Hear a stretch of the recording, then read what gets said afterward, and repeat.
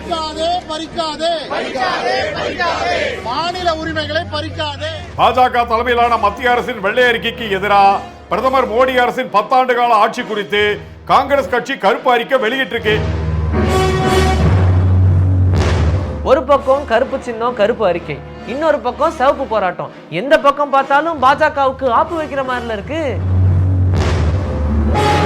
A democracy that was envisaged as a union of states is slowly and steadily being crippled into an undemocratic. Odisha மாநில முதல்வர் நவீன் பட்நாயக் பாஜகவோட ரகசிய கூட்டணி வச்சு மக்களை வஞ்சித்து வரதாவும் ராகுல் அவர்கள் குற்றச்சாட்டி இருக்காரு. மத்திய அரசோட நிதி பகிர்வு மக்களுக்கு எடுத்து சொல்ற மாதிரி திமுக சார்பில் இன்னைக்கு அல்வா கொடுத்து நூதன முறையில போராட்டம் நடத்தி இருக்காங்க.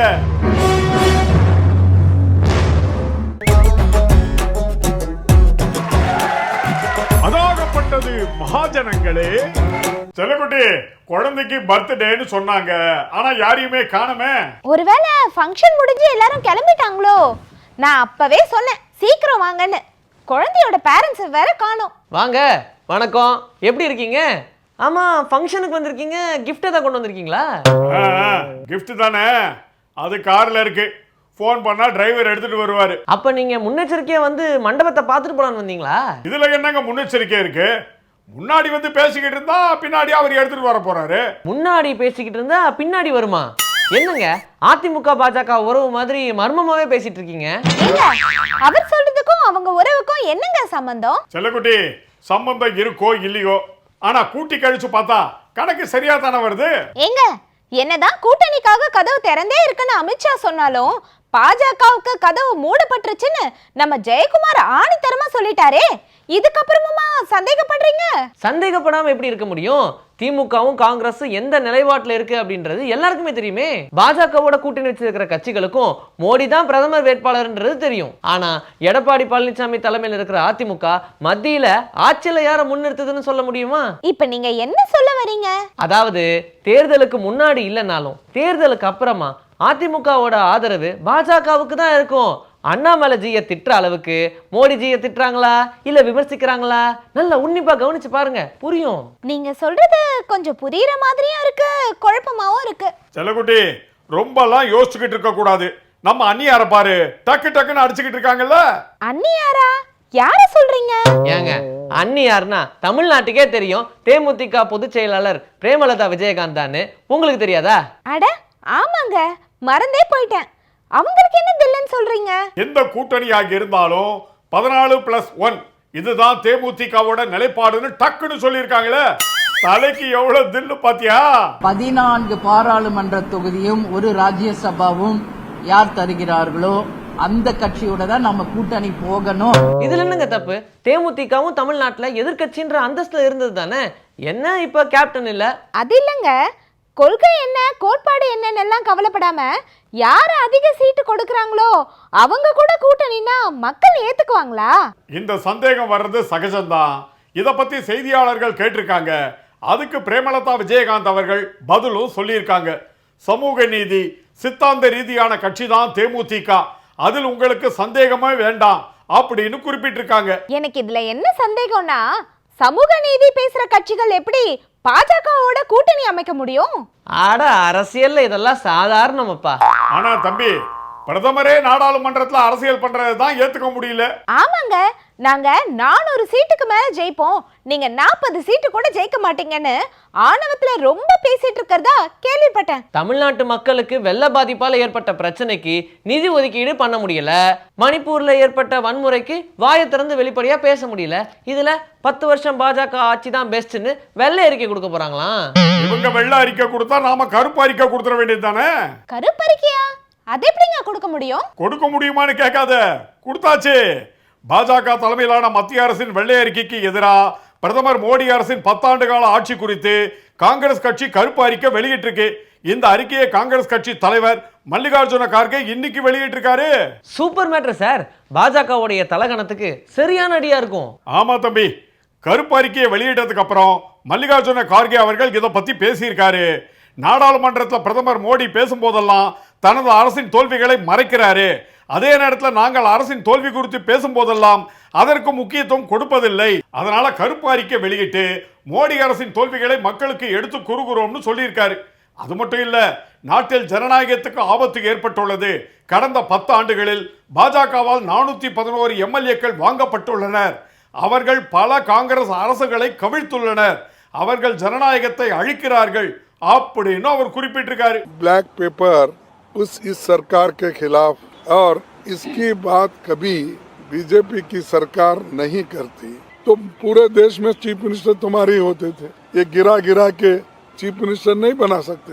और यहाँ से जो कांग्रेस वालों को अपने ले रहे हैं, लेकर जो सरकारें बना रहे हैं और उन्हीं से गालियां दिला रहे हैं. கரெக்டா தாங்க சொல்லியிருக்காரு. பிரதமர் மோடி நாடாளுமன்றத்துல பேசுறத பார்த்தா காங்கிரஸ் தான் ஆட்சியில இருக்கிற மாதிரியும் பாஜக எதிர்க்கட்சியா இருக்கிற மாதிரியும் தெரியுதுன்னு நம்ம முதலமைச்சர் ஸ்டாலின் அவர்களே சொல்லியிருக்காரு. ஆமாங்க, ஸ்பெயின்ல இருந்து வந்த உடனே செய்தியாளர்களை சந்திச்சு பேசினாரு. அதுதானே சொல்றீங்க? பார்த்தேன், ரசிச்சேன், சிரித்தேன்னு சம ரைமிங்கா சிரிச்சுக்கிட்டே சொல்லியிருக்காரு. பார்த்தேன், படித்தேன், ரசித்தேன், சிரித்தேன். ஏன்னா பிஜேபி தான் எதிர்கட்சி மாதிரியும் காங்கிரஸ் தான் ஆளுங்கட்சி மாதிரியும் அவர் தொடர்ந்து ஆட்சிக்கு வந்ததுலேருந்து அவர் எதிர்கட்சியாக அவர் செயல்பட்டுக்கிட்டு ஆளுங்கட்சியாக இருக்கக்கூடிய காங்கிரஸ் அட்டாக் பண்ணுற மாதிரி பேசிக்கிட்டு இருக்காரு. இதுதான் புரியாத புதுதாக இருக்கு. ஒரு பக்கம் கருப்பு அறிக்கை வெளியிடப்பட்டிருக்கு, இன்னொரு பக்கம் கருப்பு சட்டை போராட்டம் நடந்துகிட்டு இருக்கு. கருப்பு சட்டை போராட்டமா? ஆமாங்க, மத்திய இடைக்கால பட்ஜெட்ல தமிழ்நாட்டுக்கு நிதி ஒதுக்காததை கண்டிச்சோம், வெள்ள நிவாரணம் தராததை கண்டிச்சோம் நாடாளுமன்ற வளாகத்தில் இருக்கிற காந்தி சிலை முன்பு திமுக கூட்டணி கட்சி எம்பிக்கள் கருப்பு சட்டை அணிந்து ஆர்ப்பாட்டம் நடத்தியிருக்காங்க. பறிக்காதே பறிக்காதே மாநில உரிமைகளை பறிக்காதே, வழங்கிடு வழங்கிடு வெள்ள நிவாரண நிதியை வழங்கிடு. இத பத்தி ஏற்கனவே முதலமைச்சர் ஸ்டாலின் அவர்கள் அறிவிச்சிருந்தாங்க. இந்த நிதிநிலை அறிக்கையில தமிழகம் முழுமையாக புறக்கணிக்கப்பட்டுள்ளது. 10 ஆண்டு காலத்தில் 15 எய்ம்ஸ் மருத்துவமனைகள் அமைக்கப்பட்டுள்ளது என்று நிதியமைச்சர் சொல்லியிருக்கிறார். 2015ஆம் ஆண்டு நிதிநிலை அறிக்கையில் சொல்லப்பட்டு 2019ஆம் ஆண்டு பிரதமர் நரேந்திர மோடியால் அடிக்கல் நாட்டப்பட்ட மதுரை எய்ம்ஸ் மருத்துவமனை 2024 வரைக்கும் கட்டுமான பணிகள் கூட நடக்காமல் கிடக்கிறதே. என்ன காரணம்? இந்தியாவின் மற்ற மாநிலங்களில் எல்லாம் எய்ம்ஸ் அமைத்தவர்கள் தமிழகத்தில் மட்டும் அமைக்காமல் போனதற்கு என்ன காரணம்? தமிழகத்திற்கு மட்டும் ஏன் இந்த ஓரவஞ்சனை? தமிழக மக்கள் இழித்த வாயர்களா? இல்லை பாஜகவுக்கு தமிழ்நாட்டில் ஓட்டு இல்லை என்பதுதான் காரணமா அப்படின்னு கேள்வி எழுப்பியிருந்தார். தமிழ்நாட்டு மக்கள் நலனை முழுமையாக புறக்கணித்து தமிழக வளர்ச்சிக்கு கிஞ்சித்தும் அக்கறை இல்லாமல் ஒரு நிதிநிலை அறிக்கையை தயாரித்து அளித்துள்ளார் நிதியமைச்சர் நிர்மலா சீதாராமன். இந்த நிதிநிலை அறிக்கையில தமிழ்நாடு திட்டமிட்டு புறக்கணிக்கப்பட்டுள்ளது. இது குறித்து திமுக எம்பிக்கள் நாடாளுமன்றத்தில் கேள்வி எழுப்புவார்கள். நாடாளுமன்ற வளாகத்தில் உள்ள அண்ணல் காந்தியடிகள் சிலைக்கு முன்னால் கருப்பு சின்னம் அணிந்து போராட்டம் நடத்துவார்கள் அப்படின்னு சொல்லியிருந்தாரு. அதன் அடிப்படையில் தான் இன்னைக்கு கருப்பு சின்னம் அணிந்து ஆர்ப்பாட்டம் நடத்தி இருக்காங்க. ஆமா சார், ஜிஎஸ்டி வரி விதிப்புக்கு அப்புறமா நாட்டுல வரி வசூல் அதிகமா நடந்திருக்கிறதா நிர்மலா சீதாராமன் அவர்கள் பேசியிருக்காங்க. ஆனா மாநிலங்களுக்கான ஜிஎஸ்டி இழப்பீட்டு தொகையை இந்த வருஷம் கொடுக்காம இருக்கிறது பெரிய ஏமாற்றத்தை கொடுக்குதுன்னு முதலமைச்சர் ஸ்டாலின் அவர்களுமே குறிப்பிட்டிருந்தாரு. இதனால இந்த வருஷம் தமிழ்நாட்டுக்கு 20,000 கோடி ரூபாய் நஷ்டம் ஏற்பட்டிருக்காமே. அடேங்கப்பா, அவ்வளவு இழப்பா? பாஜகவை பொறுத்த வரைக்கும் இருக்கவே இருக்கு ராமர் கோவில், அதை வச்சு எப்படியாவது ஜெயிச்சிடலாம்னு கனவு காண்றாங்க. இந்த கனவு கண்டுட்டு இருக்கும் போது சமூக நீதி பத்தியும் மதச்சார்பின்மை பத்தியும் பேச வந்துட்டாங்க. இவங்க என்ன வேணாலும் பண்ணலாம், என்ன வேணாலும் பேசலாம். அதுதாங்க பாஜகவோட பாலிடிக்ஸ் பாலிசி. வெறுப்பு அரசியலை வச்சு பொழப்பு நடத்துறதுதான் பாஜக. கரெக்டா சொன்ன தம்பி.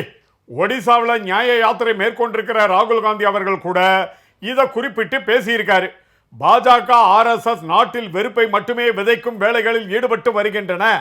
பழங்குடியினர், தலித்துகள் மற்றும் பிற்படுத்தப்பட்ட வகுப்பினர்களுக்கு அவர்களது ஆட்சியில் நீதி மறுக்கப்படுகிறது அப்படின்னு அவர் சொல்லியிருக்காரு. ஆமாங்க, ஒடிசா மாநில முதல்வர் நவீன் பட்நாயக் பாஜகவோட ரகசிய கூட்டணி வச்சு மக்களை வஞ்சித்து வரதாவும் ராகுல் அவர்கள் குற்றச்சாட்டி இருக்காரு. दलित आदिवासी पिछड़े की कितनी आबादी है? 73% है और आप उनको कहीं भी जगह नहीं देते हो और फिर चाहते हो कि भारत जुड़ जाए. कैसे जुड़ेगा? अगर मेजॉरिटी आबादी को आपने कुछ नहीं दिया, மாநிலத்துல ரகசிய கூட்டணி வச்சுக்கிறது இல்லன்னா ஆட்சியை கவுழ்த்துறது, இந்த மாதிரி மோசமான அரசியலை நடத்திக்கிட்டு இருக்கு பாஜக. எதிர்க்கும் அரசியல்ல அந்த மாநிலத்துக்கு கொடுக்க வேண்டிய நியாயமான நிதியை கொடுக்காம விடுறது, இதுவும் பாஜகவோட அரசியல் முகம்தான். கரெக்டா சொன்னடி செல்லக்குட்டி. மத்திய பாஜக அரசை கண்டிச்சு கேரளா முதலமைச்சர் பினராயி விஜயன் மற்றும் அம்மாநில அமைச்சர்கள் டெல்லியில போராட்டம் நடத்தியிருக்காங்க. பாத்தியா? ஒரு மாநிலத்தோட முதலமைச்சரும் அமைச்சர்களும் மத்திய அரசுக்கு எதிராக டெல்லியில போராட்டம் நடத்தியிருக்காங்களா? இது உண்மையிலேயே மத்திய பாஜக அரசாங்கத்தோட கேவலமான ஆட்சிக்கு ஒரு எடுத்துக்காட்டு தான். ஆமா தம்பி, போராட்டத்தில் ஈடுபட்ட அனைவரும் பதாகைகள் ஏந்தியபடி மத்திய பாஜக அரசுக்கு எதிராக முழக்கங்களை எழுப்பினாங்க. இந்த போராட்டத்தில் பேசிய கேரள முதல்வர் பினராயி விஜயன், இந்தியாவின் கூட்டாட்சி கட்டமைப்பை பாதுகாக்க ஒன்றிணைந்துள்ளோம், அனைத்து மாநிலங்களையும் சமமாக நடத்துவதை உறுதி செய்வதை வலியுறுத்தி போராட்டம் நடத்துகிறோம். பிப்ரவரி 8ஆம் தேதி இந்திய வரலாற்றில் ஓர் சிவப்பு எழுத்து தினமாக இருக்கும் அப்படின்னு பேசியிருக்காரு. We are at a historical juncture of the Indian Republic, a democracy that was envisaged as a union of states is slowly and steadily being crippled into an undemocratic union over states. We are seeing its manifestations around the country, especially in opposition ruled states. ஒரு பக்கம் கருப்பு சின்னம் கருப்பு அறிக்கை, இன்னொரு பக்கம் சிவப்பு போராட்டம். எந்த பக்கம் பார்த்தாலும் பாஜகவுக்கு ஆப்பு வைக்கிற மாதிரில இருக்கு. கேரள அமைச்சரவை மத்திய பாஜக அரசாங்கத்துக்கு எதிராக நடத்தின இந்த போராட்டத்துக்கு தன்னோட ஆதரவை ஏற்கனவே முதலமைச்சர் ஸ்டாலின் அவர்கள் தெரிவிச்சிருந்தார்ல. இன்னைக்கு நடந்த போராட்டத்துல தமிழக அமைச்சர் பிடிஆர் பழனிவேல் தியாகராஜன் கலந்துக்கிட்டு பேசியிருக்காரு. அது மட்டும் இல்ல, இந்தியா கூட்டணியை சேர்ந்த பல கட்சிகளும் இந்த போராட்டத்துக்கு ஆதரவு தெரிவிச்சு கலந்துகிட்டு இருக்காங்க. When we ask for relief from historic floods, they don't allocate 1 rupee and show no compassion at all. In fact, if you look at the way they fund the schemes, as the Honorable Chief Minister pointed out, when they start at 80-20 union to state. In 2 years, it's 20-80, 20% their money, 80% our money. Yet, we are told we have to brand them as union schemes, we have to use the Prime Minister's name, we have to use the Prime Minister's image, otherwise we will not even get that 20% of the funding. இப்படி எல்லாம் போராட்டம் நடத்தலன்னா மத்திய பாஜக அரசாங்கம் அல்வா கொடுக்கறத நிறுத்தவே நிறுத்தாது. ஆட, அதுக்கு தான்ப்பா மத்திய அரசோட நிதி பகிர்வு மக்களுக்கு எடுத்து சொல்ற மாதிரி திமுக சார்பில் இன்னைக்கு அல்வா கொடுத்து நூதன முறையில் போராட்டம் நடத்தியிருக்காங்க.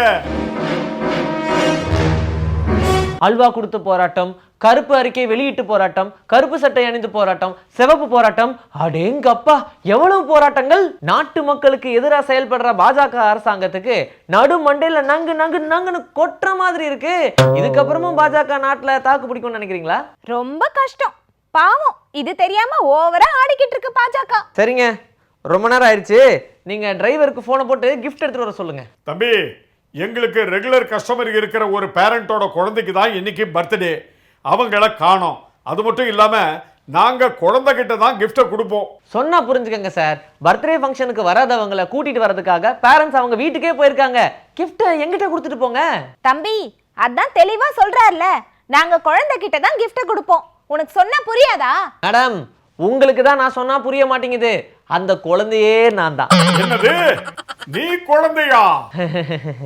ஆமாங்க, என் பேரு குழந்தைவேலு. எல்லாரும் ஷார்ட்டா குழந்தைன்னு கூப்பிடுவாங்க. ஆஹா, அதாகப்பட்டது மகாஜனங்களே.